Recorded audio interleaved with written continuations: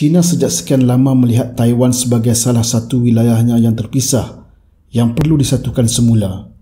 Taiwan bagaimana pula melihat negaranya sebagai sebuah negara yang merdeka yang mempunyai pemerintah yang sah di sisi undang-undang dan dipilih secara demokratik. Apakah sebenarnya sejarah di antara kedua negara ini? Dalam video kali ini, kami akan kongsikan 5 fakta yang anda perlu tahu tentang konflik geopolitik di antara China dan Taiwan. Yang pertama, di manakah lokasi Taiwan? Taiwan merupakan sebuah pulau bersaiz 36,197 km persegi yang terletak lebih kurang 160 km dari selatan China. Ia merupakan pulau pertama dalam First Chain Island yang dicadangkan dalam polisi luar Amerika Syarikat yang telah dirangka oleh John Foster pada tahun 1951 ketika berlakunya Perang Korea di antara Korea Utara dan Korea Selatan. Yang kedua, kenapakah wujudnya konflik di antara China dan Taiwan? Apakah sejarah di antara kedua negara ini? Mengikut sejarah, penduduk awal di Taiwan berasal dari keluarga Austronesia yang menetap di pulau berkenaan 6,000 tahun yang lalu.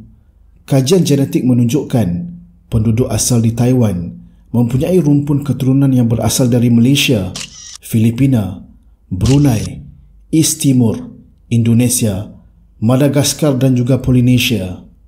Pada abad ke-17, migrasi penduduk Han bermula secara besar-besaran di bawah pemerintahan Belanda dan migrasi bersambung di bawah pemerintahan kerajaan Tung Ning.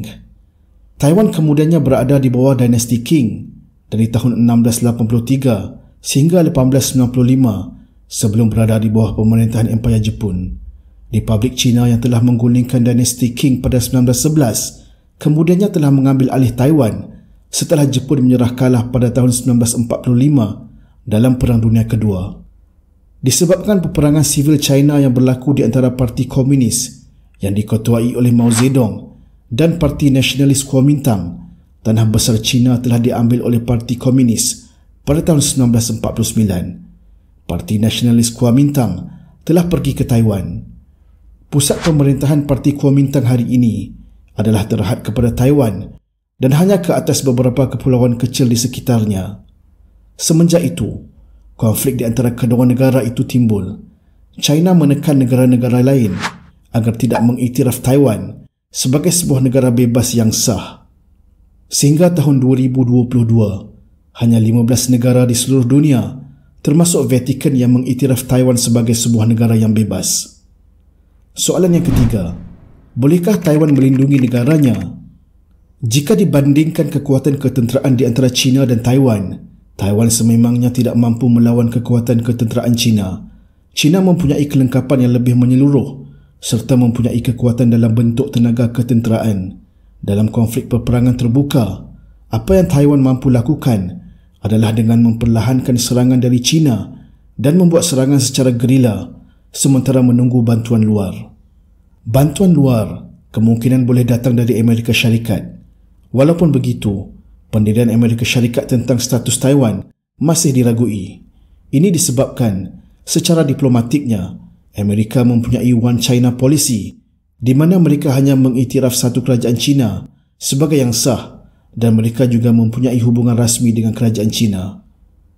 Soalan keempat, apakah pentingnya Taiwan kepada dunia hari ini? Taiwan merupakan antara pengeluar chip komputer yang terbesar di dunia.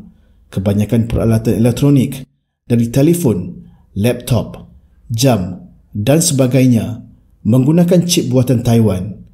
Syarikat Taiwan seperti Taiwan Semiconductor Manufacturing Company atau TSMC memonopoli hampir separuh dari pasaran chip dunia. Yang kelima, apakah reaksi rakyat Taiwan tentang konflik di antara China dan Taiwan ini? Kebanyakan rakyat Taiwan tidak mengambil pusing masalah politik di antara Taiwan dan China. Pada bulan Oktober 2021, satu kajian yang dijalankan oleh Taiwan Public Opinion Foundation telah membuat bancian tentang adakah mereka merasakan bahawa peperangan dengan China ini akan berlaku. 64.3% menyatakan bahawa mereka merasakan peperangan di antara kedua buah negara ini tidak akan berlaku.